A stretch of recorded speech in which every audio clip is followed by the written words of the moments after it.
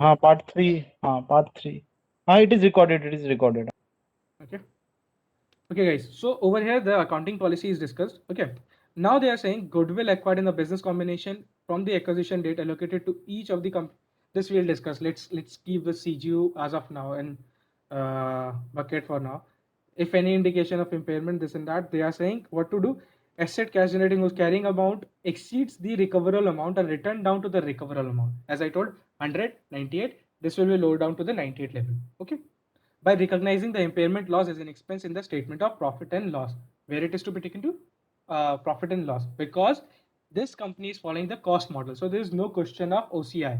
Okay, that revaluation reserve which we talked about, there is no question of that because this company is following the cost model. Revaluation model very rarely you will find in India. Personally, I haven't seen any financial as of now. Might be I haven't explored a bit more, but yeah, I have seen only cost model as of now. Then they have further said impairment loss, how to allocate it. This again applies to CGU thing, so I'm not taking you guys to this. Is there anything? Look over here, we will find one thing.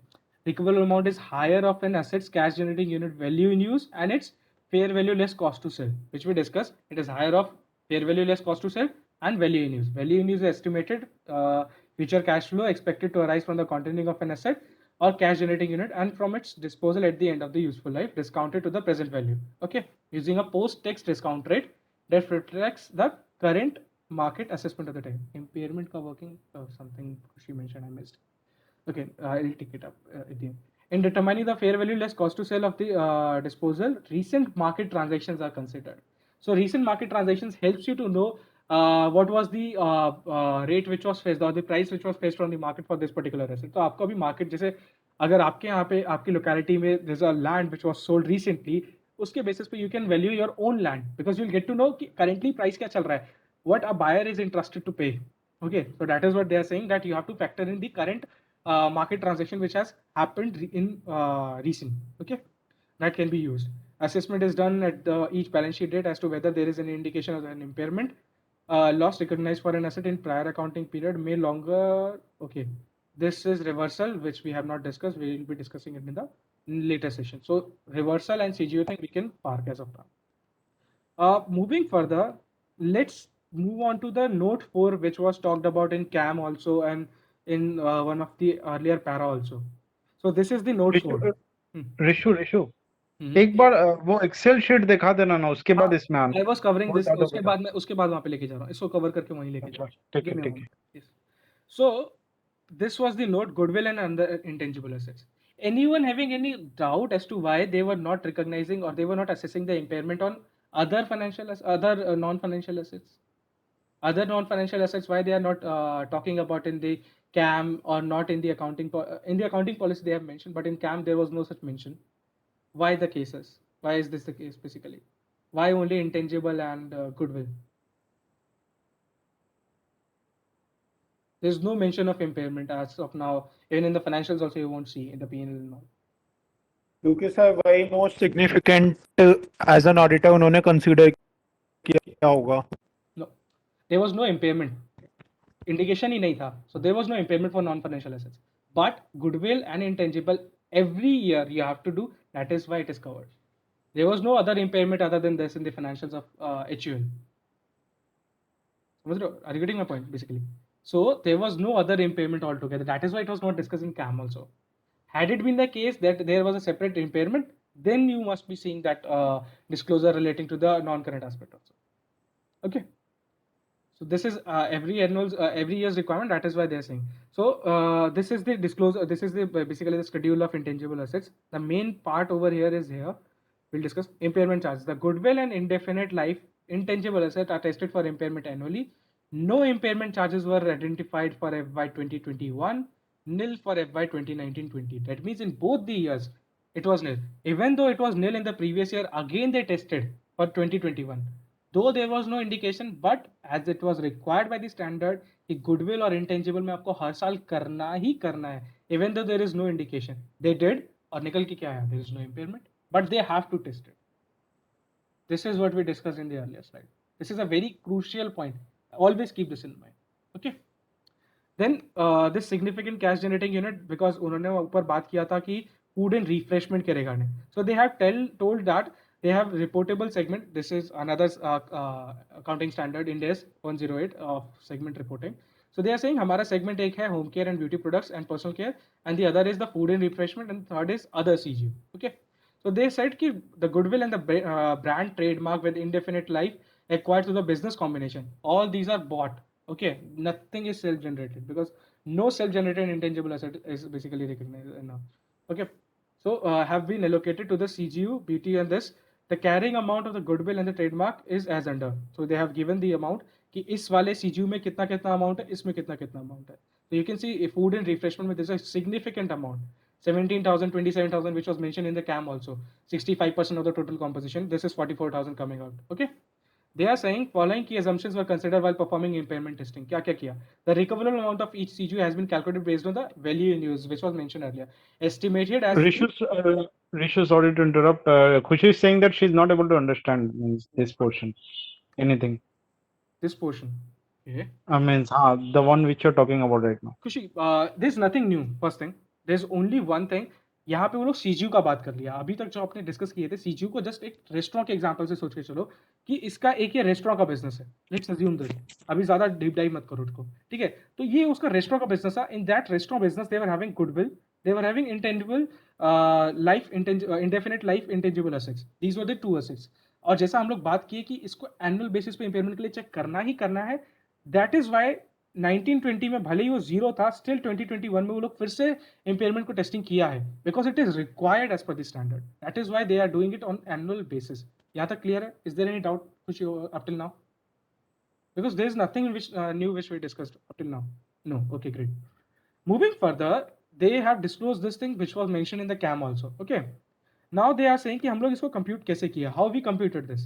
They are saying we have taken the annual growth rate for 5 years. कितना लिया? 8%, 11%.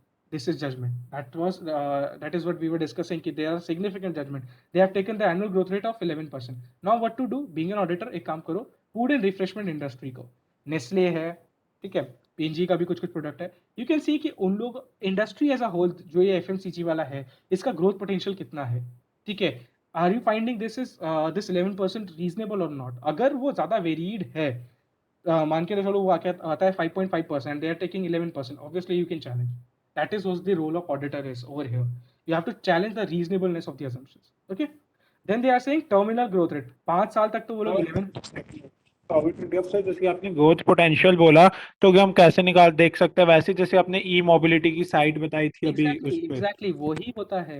आपको industry का research report लेना पड़ेगा, या आप लोग calculate नहीं कर सकते. देखो, even if you ask me, I can't calculate it, I am not an expert. उसके लिए रिसर्च रिपोर्ट्स अवेलेबल होता है हर इंडस्ट्री का भाई. सो दे हैव द रिसोर्सेज. जब भी इंपेयरमेंट होगा, इसीलिए तो उसने अपना एक्सपर्ट को भी फैक्टर इन किया ना. That is why they factored in, समझो, because they are having the access to those reports, they know the potential and all. Okay. So 5 साल तक दे अज्यूम कि 11% ग्रोथ रहेगा. ईयर 1, ईयर 2, ईयर 3, ईयर 4, 5, ठीक है? This is a period. हम मान के चलते हैं 5 साल तक का प्रोजेक्शन काफी हद तक आप प्रिसाइजली कर सकते हो. बट 5 साल के बाद किसी को कुछ भी नहीं पता होता. ट्रस्ट में, किसी को कुछ नहीं पता 5 साल के बाद क्या होगा, बिकॉज 5 साल is a very very huge period. उसके बाद का कुछ भी हो सकता है. एकदम ऑल टुगेदर रिजीम चेंज हो जाएगा. टैक्स रेट्स में बहुत डेविएशन आ जाएगा. बिजनेस या ट्रेंड जो भी होगा उस कंजम्पशन का, उसमें बहुत चेंज आएगा. अगर आप 5 साल पीछे देखोगे, डेटा कंजम्पशन का ही एग्जांपल ले लो. आप 5 साल बैक देखो, so how much data you were consuming on daily basis. We used to consume 1 GB all across 1 month. Today we are getting 1.5 GB. That is also not enough. Correct? So the longer period you can't think of. Okay. So what they do is 5 years का precise data लेते हैं. After that they break it and they take a terminal growth rate. कि इतना हम लोग assume कर रहे हैं. देखोगे आप, अगर सिग्निफिकेंटली डिक्लाइन होता है ग्रोथ रेट का 11% for 5 years, they were assuming 11% growth, but उसके बाद they are just assuming 3.5% growth. Significant decline. Are you getting the point? 11% से 3.5% पे गिर गया. तो वो गिरा क्यों? क्योंकि उसको नहीं पता उसके बाद क्या चेंज हो जाएगा. इतना सिग्निफिकेंट चेंज आ सकता है कि वो नहीं उसको प्रिसाइजली कर सकता. तो एक टर्मिनल ग्रोथ रेट, ये आपने उसमें भी देखा होगा अपना एनपीवी के भी पेपर्स में, मतलब क्वेश्चंस में रहता है कि टर्मिनल ग्रोथ रेट इतना रहेगा, इसके बाद इतना रहेगा. आपका ग्रोथ रेट कंटिन्यूड रहेगा at the end. Terminal growth rate का मीनिंग ये है कि आपका 5 years के बाद हर साल इतना ग्रोथ रेट रहेगा ही रहेगा. हर बिजनेस एक ग्रोथ रेट एक्सपेक्ट करता है ना खुशी. If you are running a business, if you are making 100 rupees sale today, you must be expecting कि अगले साल मैं 102 रुपए का सेल करूंगी, 103 रुपए का सेल करूंगी. That is what they are saying. 11 5 साल तक तो हम लोग प्रिसाइसली बता रहे हैं कि 11% हम अज्यूम कर रहे हैं, बट उसके बाद हमें भी नहीं पता.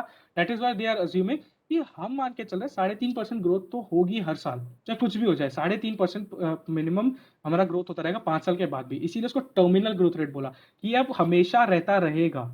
ठीक है, this will continue till the end, indefinite period तक. मेरे को नहीं पता, बिकॉज मेरे को किसी को भी नहीं पता ये ब्रांड कब मैं बेचूंगा, या ये सीजीयू कब बेचूंगा, वो रेस्टोरेंट में कब बेचूंगा, वो एसेट में कब बेचूंगा.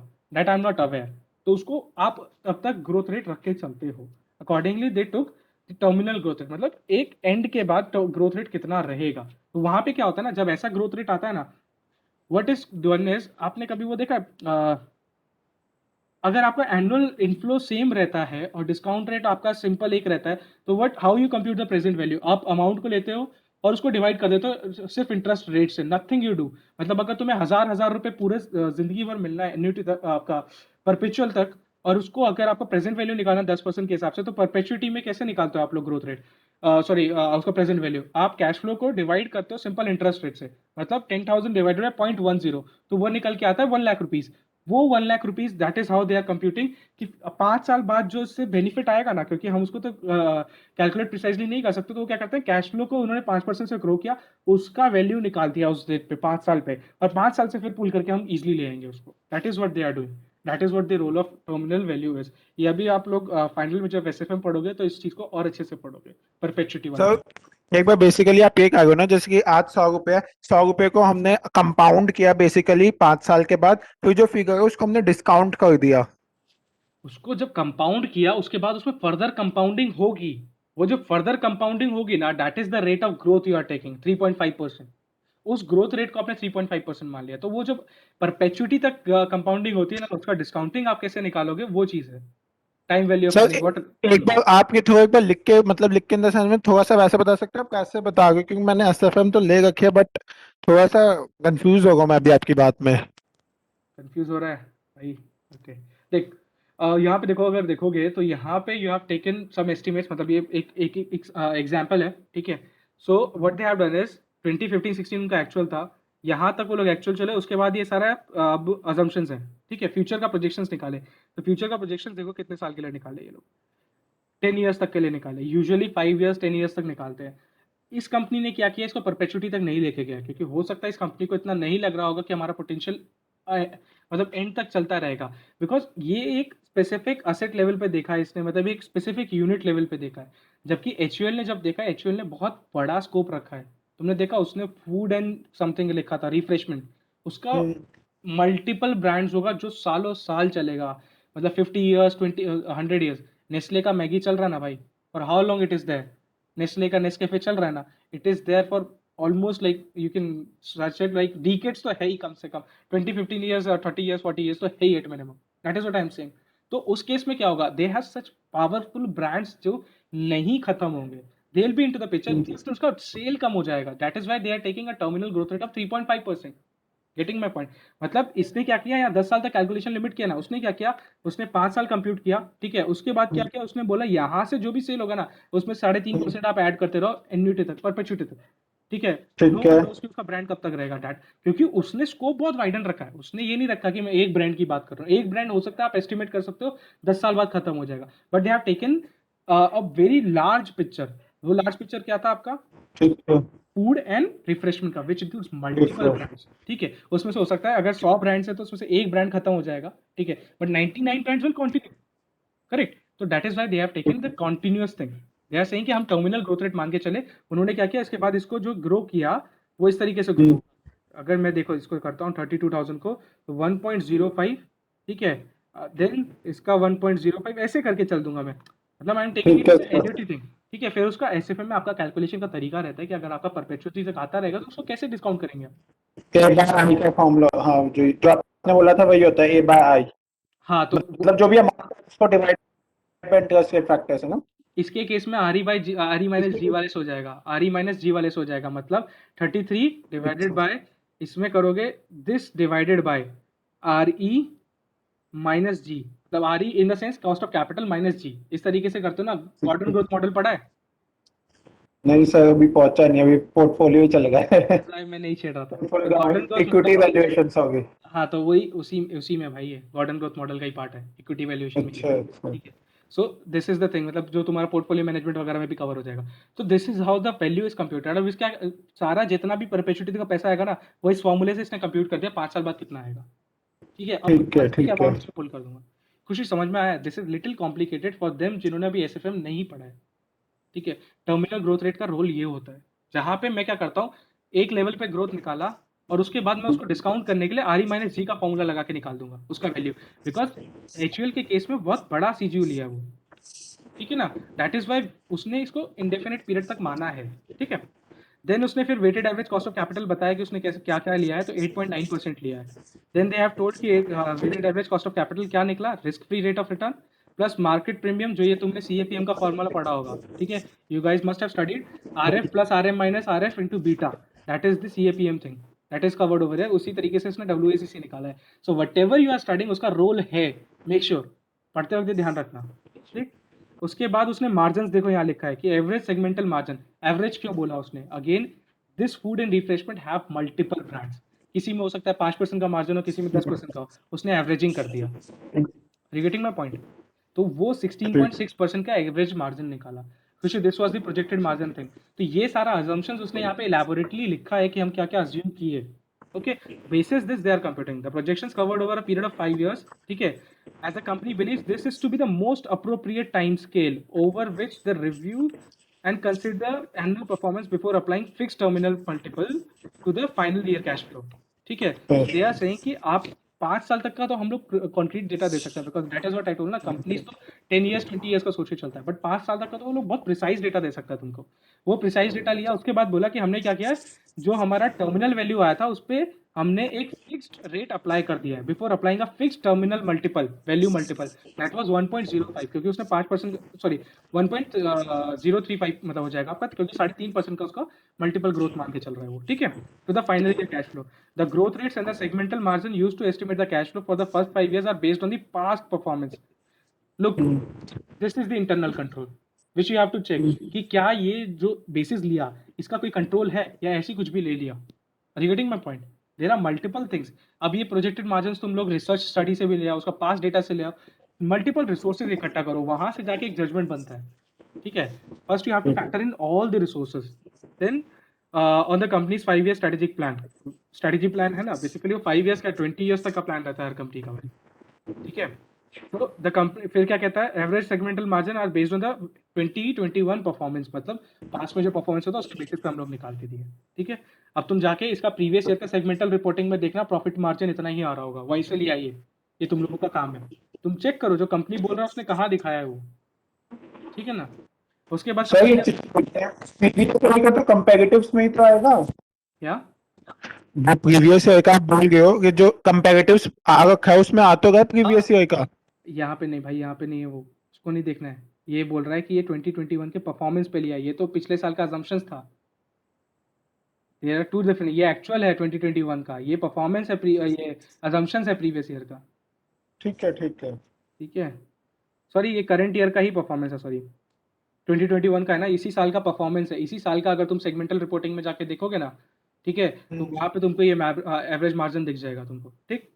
द कंपनी हैज परफॉर्म, ये हम लोग देख भी लेंगे एक बार, मैं भी अपने अंडरस्टैंडिंग के लिए देख लूंगा, अभी स्क्रॉल कर लेंगे नीचे अगर टाइम अलाउ किया तो।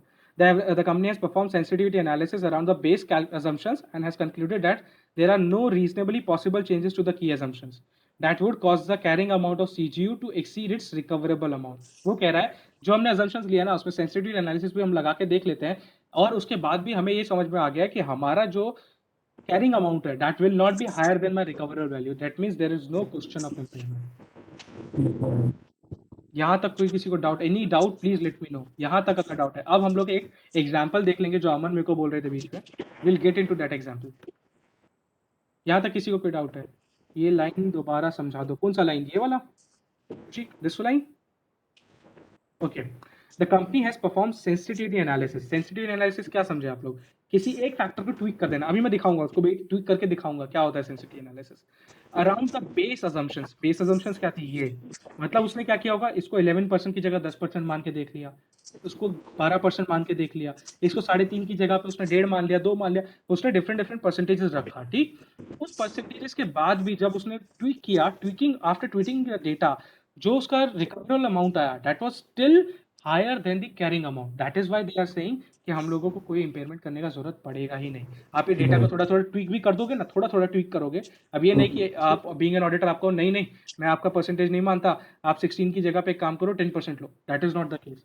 आप 16 की जगह पे 15 लेके देख लो, 14 लेके देख लो, एक सर्टेन बेसिस ले लो, +-2% +-1%, ठीक है, क्योंकि सेंसिटिविटी एनालिसिस उसी तरीके से होता है। ये नहीं होता कि एक बार लिए 5%, एक बार लिए 20%, एक बार लिए 15%, ऐसा नहीं होता। There is a minute up and down, ठीक है। वो अप एंड डाउन रख के भी अगर वो देख रहा है, तब भी उसका कहना है कि मेरा जो रिकवरेबल अमाउंट है that is still coming higher than my carrying amount. मेरा जो कैरिंग अमाउंट था, रिकवरेबल अमाउंट, तब भी मेरा हायर आ रहा है। तुम इस अजम्पशन में कुछ भी चेंज कर लो, तब भी ये हायर ही आ रहा है। That means there is no impairment loss. Correct? ठीक है सर, गॉट द पॉइंट? ठीक है। ओके गाइस, अब हम लोग एक्सेल में एक हमारे पास कैलकुलेशन है, let's deep dive into that. उसको हम लोग देख लेते हैं, ठीक है, कि एग्जैक्टली क्या हुआ। So guys, this is one of the impairment testing for one of the unit of any particular entity, ठीक है। So what they did, उन्होंने पास्ट का डेटा लिया। This assessment is being done आपका 1920 के बेसिस पे हो रहा है। सो उन्होंने पास्ट का तो एक्चुअल डेटा था, दे टुक दोज डेटा, वो data they have taken production is something कि वो लोग कितना यूनिट्स प्रोड्यूस करेगा, मेट्रिक टन्स में they have mentioned.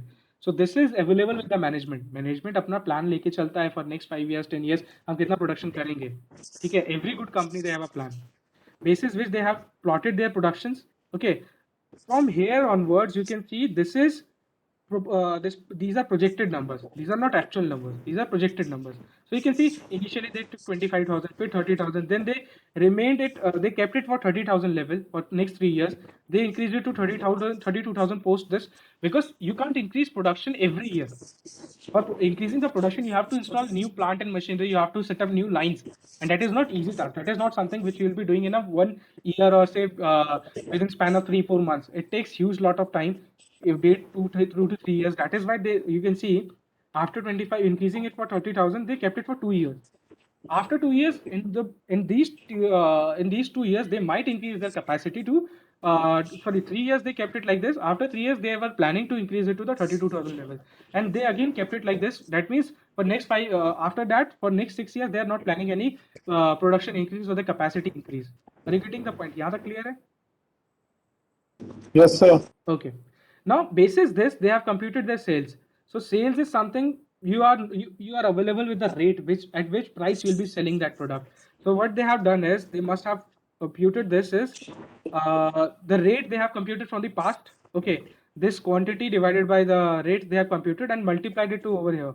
That is what they have done now. And 4% growth rate which they have taken in the net sales. Basically the pricing they must be expecting कि मेरा 4% का sales में sale price change होगा. That is why they have multiplied it by 1.04. That is the sales growth. Correct? This is the sale growth. You can see what they are doing. F11 by F9. F11 मेरा total sale था divided by my total quantity. This give me per unit rate. वो per unit rate को मैंने current year का quantity से multiply किया. But again I am expecting कि 4% उसमें ज़्यादा pricing मिलेगा. The product which I was selling earlier at 100, this year I'll be selling at 104. That is why they increased it and by 4%. Okay. Correct? Any doubt on this formula? No sir, no sir. Great then. Okay. Then this is how they have computed the net sales for their next few years. Okay. Same, you can see 4%. Then they have kept it 3%. So this is how they are changing the percentages. The management is changing their estimates. And earlier they were expecting 4% growth. Now they are expecting 3%. Sir, as an auditor, हम कुछ कर सकते हैं क्या? No, as an auditor, you can just check the reasonableness. That is what I am. तो 4% का reasonableness check करो ना. Every company expects a growth percentage. Prices बढ़ेंगे ना. Inflation is always there. जो प्रोडक्ट तुम खुद कल 100 रुपए का लाए थे प्रीवियस ईयर में, इस बार 101 का मिल रहा होगा. So everywhere there is a sale increase thing. Price increase thing. Okay, that is what they have factored in over here. पहले वो 4% लिया, फिर 3% लिया. ये कैसे चेक कर सकते हो? You can check it from the inflation estimates of RBI या बड़ा बड़ा जो रेप्यूटेड कंपनीज होता है, they also give the estimates for future inflation rate से कितना एक्सपेक्टेड है. तो they have taken 4%, 3%. Accordingly they are taking this number 3% they have kept intact. So you just have to check the reasonableness of it. Are you getting the point? Sir अभी चीज पूछनी है, जैसे कि एक यूनिट है, एक यूनिट में सपोज मल्टीपल प्रोडक्ट्स है वो बेच गए हैं, ठीक है. अब सबका सेलिंग रेट अलग होगा, ठीक है. सब सबका अलग अलग हो, तो बेसिकली जो कि इन्होंने रेट लिया है 4%, ये एवरेज लिया है सबका।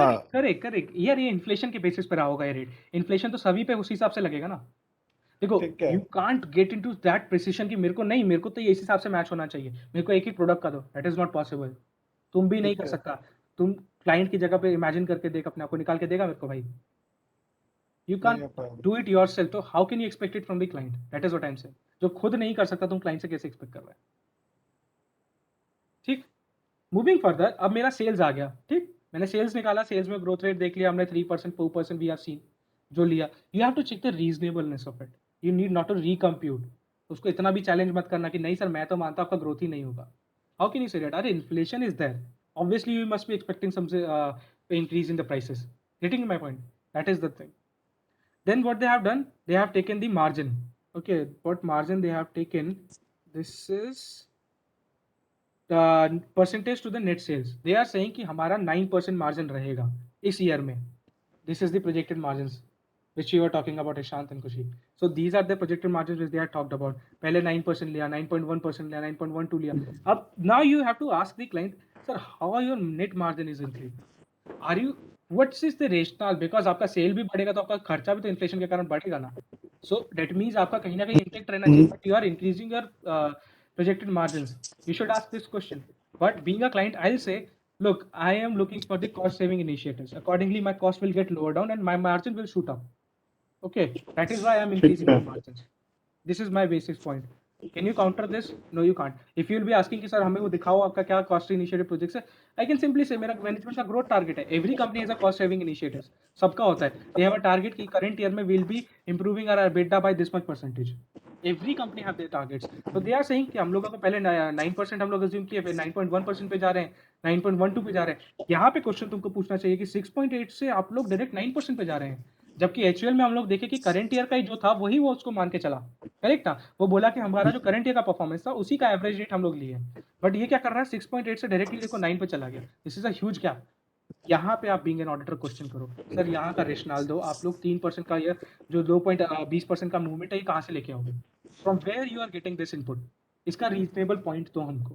This is what Khushi and Shant we have to check for everyone. Like this is what you have to check. You need not to recompute this, but आपका चेकिंग ये करना है आपको. Getting my point? Moving further, इसके basis पे they have this EBITDA thing, PBIDT जो भी कहना, profit before interest, depreciation and taxes. They have computed this. These are the cash flow only, cash flow from the operating thing. What they have done is now,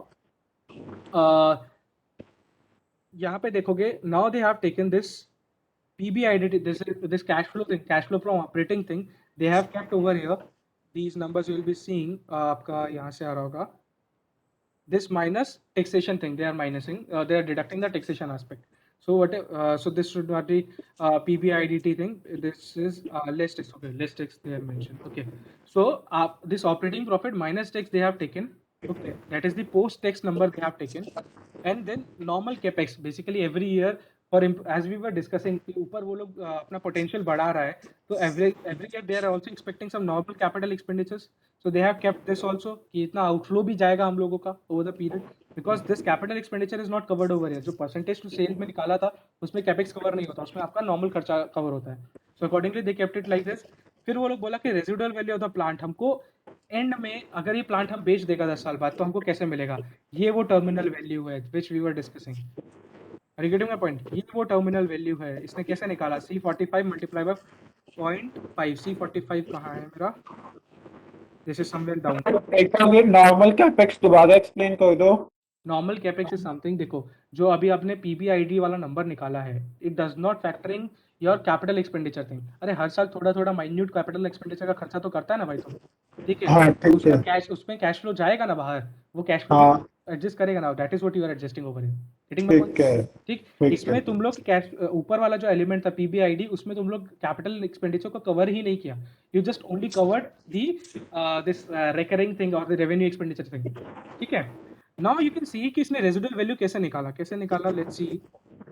but they have taken gross block का 50%. They are assuming that after 10 years हमारा इतना का ये बिक जाएगा.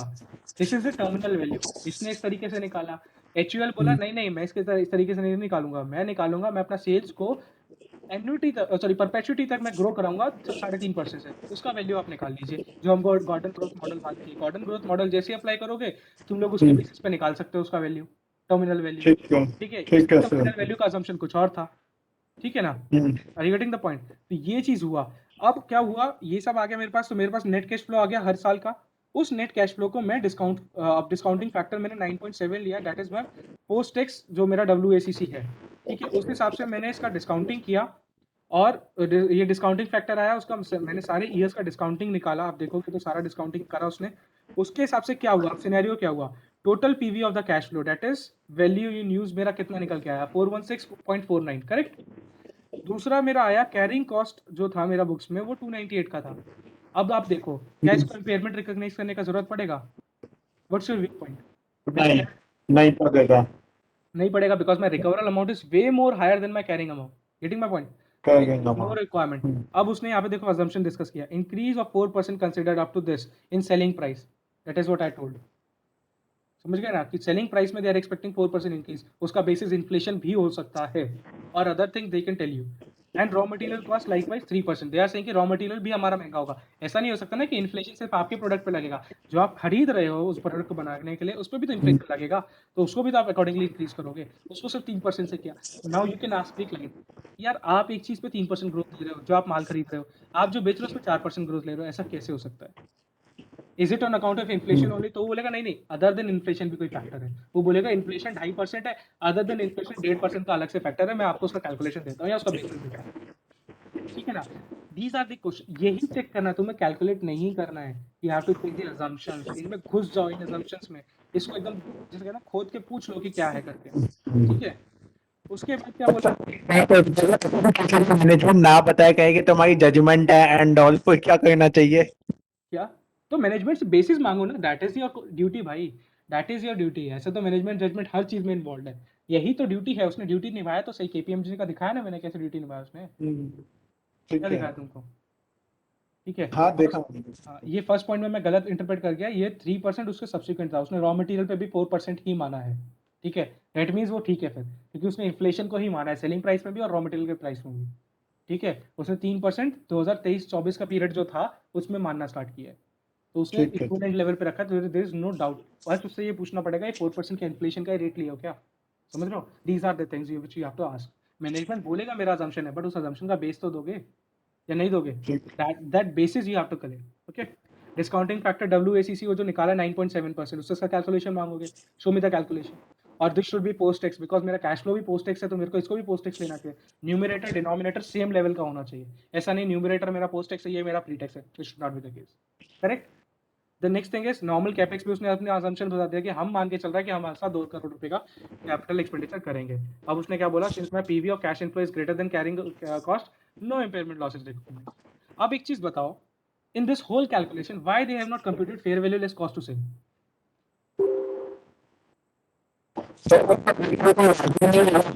Your voice is breaking, Ishan. Sir उनका साथ करने का इंटेंशन नहीं होगा ना मैनेजमेंट को, इस वजह से। Anyone having any other viewpoint on this?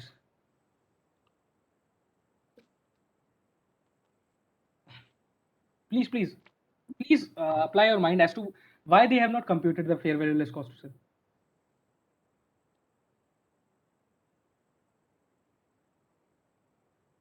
Okay, no one is guessing. Actually हमने recoverable amount में क्या पढ़ा था? Recoverable amount is higher of fair value less cost to sell and value in use, correct? और this amount needs to be compared with carrying amount. Already इसका एक component जो हम लोग वैल्यू इन यूज निकाले, that is already higher than my carrying amount, तो मेरे को क्यों दूसरा कंपोनेंट निकालना है? मेरा इम्पेयरमेंट बन ही नहीं रहा, तो मैं क्यों fair value cost less to sell में निकालूं? Had it been the case मेरा वैल्यू इन यूज कम आता, then I need to compute my fair value. और सर अगर एफवी लोअर हुआ तो? एफवी लोअर हुआ तो क्या से इम्पैक्ट करेगा? Recoverable amount is higher of these two, that is the catch. recoverable amount is higher of these two. You studied ना, it is higher of fair value less cost to sell और value in use। अगर मेरा value in use already higher हो गया है और fair value less cost to sell नीचे भी होगा, तब भी तो मेरे को इम्पेयरमेंट नहीं करना भाई, क्योंकि मेरा रिकवरेबल अमाउंट क्या बना, that is equal to my value in use। Fair value less cost to sell गया, उसका कोई यूज ही नहीं रहा। तो जैसे ही मेरा एक फैक्टर मेरे को ये प्रूव कर दिया कि there is no impairment requirement, कोई नीड नहीं है मेरे को दूसरा कंपोनेंट कंप्यूट करने का। समझ गए? ठीक है सर। कंसेप्ट समझ में आया? खुशी, did you get the point? Because she mentioned something in the last message. ठीक है, great. So this was the impairment thing. From as of now, I have not talked about CGU thing, not reversal.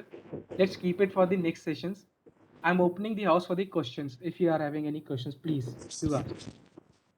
Sir sir जिस भी company में goodwill है वो कोई मतलब उस कंपनी में हमेशा हमें ये वर्किंग लेनी चाहिए ना क्लाइंट से? हाँ, impairment every year you have to check. अरे देखा ना एक्चुअल में, ओपनली देख लिया तुमने यार। ठीक है, thank you sir. Anyone having any query? अरे impairment तो अच्छा टॉपिक है, और क्वेश्चंस आ सकता है तुम लोग का। कैपिटल एडवांस बता दो। Capital advance is nothing. First thing, capital advance is something, capital assets को खरीदने के लिए जो तुमने पार्टीज को एडवांस दिया है, दैट इज कैपिटल एडवांस। ठीक है, वो तुम्हारी बुक्स में नॉन करंट एसेट्स में पार्क होता है। किसी ने पढ़ा है कहीं पे कि नॉन करंट एसेट्स में पार्क होता है? अगर मैंने कैपिटल एडवांस दिया है और मेरे को पता है कि 3 महीने में उसका मशीन आ जाएगा, उसका क्लासिफिकेशन कहाँ पे होगा? मतलब वो नॉन करंट में ही जाता है। नॉन करंट में कहाँ लिखा है? गाइडेंस नोट में। कौन से गाइडेंस नोट में? वही डिवीजन इंडेस वाला जो है सर, डिवीजन 2। हाँ, डिवीजन 2। बता, इतना सेशन के बाद भी ऑलमोस्ट हमारा 6 डे है, तुम अभी तक शेड्यूल का नाम नहीं बोल पा रहा है। Schedule 3 of division 2। तुम बोला शेड्यूल तो याद है। हाँ, तुम बोला शेड्यूल तो याद है। नहीं, schedule 3 of division 2 of schedule 3। so that is how you have to speak भाई। that is why we are asking you to refer those resources। तुम्हें पता होना, किसी से भी बात होना, छूटते ही बोलो ना, वो निकलना चाहिए। शेड्यूल 3 का पार्ट 2 में जाकर, डिवीजन 2 में जाके देखो, उसमें लिखा हुआ उसका गाइडेंस नोट में ऐसे है। That is what we want from you people, कि जैसे कोई बोले तुम्हारे पास बैकिंग होना चाहिए, हवा में बात करो। जल्दी से क्वेश्चंस पूछो। मैं फिर एक रिसोर्स शेयर कर रहा हूँ which is very useful and you should refer that. Capital advances and capital credits का relation, there is no relation all together. इसमें कैसा रिलेशन हो सकता है? कैपिटल क्रेडिटर्स तो मैंने कभी सुना नहीं है यार। क्या अकाउंटिंग होता है? कैपिटल एडवांसेस का अकाउंटिंग क्या होगा? मैं खुशी, यू योरसेल्फ टेल, किसी को एडवांस दिया तो एंट्री क्या लोगे? पहले बताओ, एंट्री तुम ही बताओ, तुम्हारे से ही क्वेश्चन सॉल्व करेंगे। बताओ, what should be the entry when you are giving advance to anyone?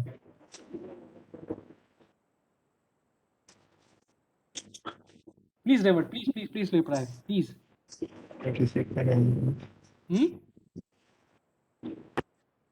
Ji, please reply, because your question will get solved by yourself. Basically, I'm saying,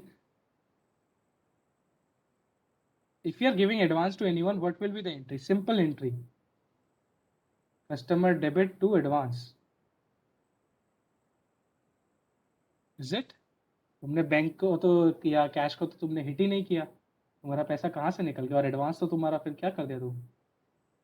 entry क्या किया? एंट्री क्या होगा एक्चुअल में? Entry ये होगा, तुम्हारा कस्टमर को, मतलब जो तुम्हारा वेंडर है, नॉट इवन कस्टमर, तुम एडवांस जिसको दे रहे हो वो वेंडर है तुम्हारा, सो उस वेंडर का अकाउंट डेबिट हो जाएगा, ओके, टू बैंक हो जाएगा entry. This is the entry, this is the only entry of capital advance, this is no other entry. Capital advance is something which I am giving to basically buy capital assets. The intent of that advance is to buy the capital assets, and that is the only thing which classifies it and makes it compulsory to be classified under non-current. As an auditor, हमें क्या check करना है उसमें? हमें check ये करना होता है कैपिटल एडवांसेस में, फर्स्ट अमाउंट किस चीज़ के लिए दिया गया।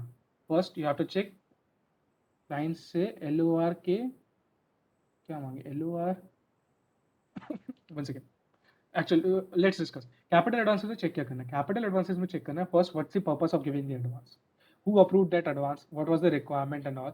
सो first, okay, list of requirement you can say that first give us the list of capital advances given during the period, the status of the advances which was given earlier, what's the state of those, whether did we receive the assets or not. In case we not, then we have to assess whether this advance which we are showing as an advance is something which is recoverable or we are expecting the machineries or any capital to be delivered. ऐसा हो सकता है company ने advance दिया, वो पैसा वापस ही नहीं आएगा, ना मशीन आएगा ना वापस पैसा आएगा.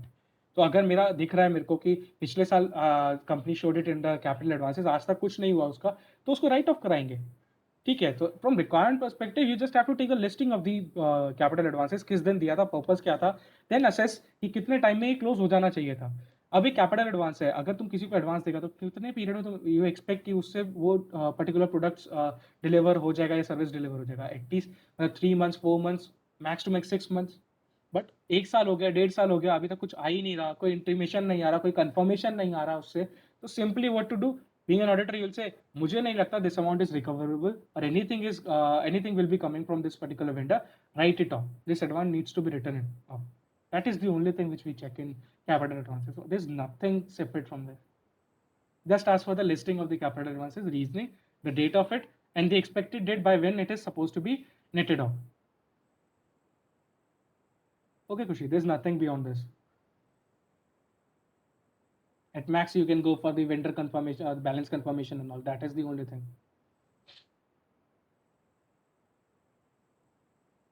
Okay. So guys, one resource which I was talking about as purpose and time in देखना. Correct, हाँ. There's nothing. Purpose and time and expected time by when we are expecting it to be netted off. कब तक उसका asset आ जाएगा या कब तक वो पैसा वापस आ जाएगा अगर नहीं आ रहा उससे asset तो. ठीक है. One quick thing I would like to share. Google it on Google one thing. Search for KPMG India's disclosure checklist. Okay, KPMG India's disclosure checklist. It's a very good compilation. CWIP. Okay, Kushi, just give me a moment. Otherwise, I'll miss this thing. So there's a checklist, a very detailed checklist of 163 pages. Okay. Always keep this handy with you. This is a very good compilation. Over here, you will be getting all the standards, the paras. Basically, say for example, we were discussing impairment, right? Impairment in this case will be here. I'll go there. There will be this executive summary which you can read. This is very crisp and very clear summary. Moreover, there's a whole list of questions as to what you have to assess. Basically, this list is made for the companies to make sure कि वो सब कुछ सही सही करे कि नहीं करे, but reverse it for the auditor कि client ने जो किया वो इस पे cover हुआ कि नहीं हुआ. So you can check everything from here, and even you will find कि यहाँ पे para number भी reference में है. So if you go to Ind AS and para number 4, if you'll open, this will talk about कि उसके scope में क्या आता है क्या नहीं आता है. So this is a very good checklist you can refer for future. This is KPMG Ind AS disclosure checklist. Okay. Now Khushi was talking about CWIP thing. CWIP is nothing, as we talked about PPE thing. CWIP में you have there are two things. उसमें एक तो addition हो रहा होगा और उसमें से एक capitalization का portion निकल रहा होगा. So whenever addition is happening, this is similar. LOR MDK check करेंगे. LOR में sorry, list of requirements क्या check करेंगे क्या है? For CWIP में that was the same, as additions में हम लोग जो PP में चेक किए थे कि PO वगैरह है कि नहीं है, इनवॉइस क्या है, कब आया प्रोडक्ट और कब वो कैपिटलाइज, मतलब वो कब आया और कब आपका कंजम्पशन में चला गया एंड ऑल, वो सब आएगा CWIP में. द मोमेंट कैपिटलाइजेशन होगा तो उसका कैपिटलाइजेशन का हम लोग को पूरा साइकिल देखना पड़ेगा. कुछ आई वुड रिकमेंड कि इस लिस्ट को देखना, इसमें आपका ये भी कवर हो जाएगा. CWIP ऑल्सो इस लिस्ट में क्वेश्चंस होंगे, दैट विल हेल्प यू आपको खुद रिक्वायरमेंट बनाने के लिए. ठीक है, instead of asking to anyone for the requirement, आप ये क्वेश्चंस पढ़ो, बिकॉज ये क्वेश्चंस अपने आप बता देंगे आपको क्लाइंट से पूछना क्या है, उसके अकॉर्डिंग अपना आप रिक्वायरमेंट बना लो. For sure this will help. There is no other new requirement for CWIP. जो हमने अभी तक पीपी में देखा था, सेम चीज चेक करना है, नथिंग एल्स. ऋषु, मेरे को लग रहा है मीटिंग एंड हो जाएगा. हाँ, एक दो, हाँ, clear हो तो जाएगा. तुम थोड़ा क्लोजर दे दो यार. तुमने बहुत मेहनत करके इतना एफर्ट देके इतना 2 घंटा से बोला है यार. Guys, it is not so easy to talk so much, right? Means he has prepared really well. He has given all effort for you guys. So means thank you so much sir. Literally आप बहुत लग रहा है पसीने इतना बह गए आपके. 20 पेज का प्रेजेंटेशन बनाना, इतना एक्सेल शीट्स को स्टडी करना, इतना चेकलिस्ट निकालना इतना आसान नहीं होता यार. मतलब ही without thank you so much sir for all your efforts. Even Thank Ishan, जो you so तुम्हारा much, sir. रिप्लेसमेंट का क्वेश्चन था, इसमें तुमको मिल जाएगा. So go through this checklist, it is very good checklist. It's a very good checklist basically. Okay, guys. Let's wrap up this session. Thanks to all for their time, and let's see, we'll be having such good sessions in the future also. From topics perspective, Aman, we can ask these folks what topic they want to cover. From Next time, what topic they most want to of it is cover? covered. CGU thing is hardly something. It is little complicated, not even complicated, but I would say first read it out these questions. You'll yourself understand CGU thing. There's nothing new to it. It's just a club of groups. So from next session we can think of a different topic then. And we'll share the presentation, Arishu. Sure. MSME interest calculation. So last time someone shared one file to me. Shanti show kar raha tha, I believe, and I told him how to compute it. Ishant, you can help them. Yes, sir. Help her ठीक out. है Okay? Sir. Okay, guys, are we good to wrap up? Yes, I think so, Rishu. We're good to wrap up. Okay, great, Yes, guys. sir. Thank you, Rishu, man. Thank you so much. Thanks, Aman. And thanks to all. Have a good weekend. Now enjoy. Thank you so much, sir. Okay, let's. Okay, guys, bye bye.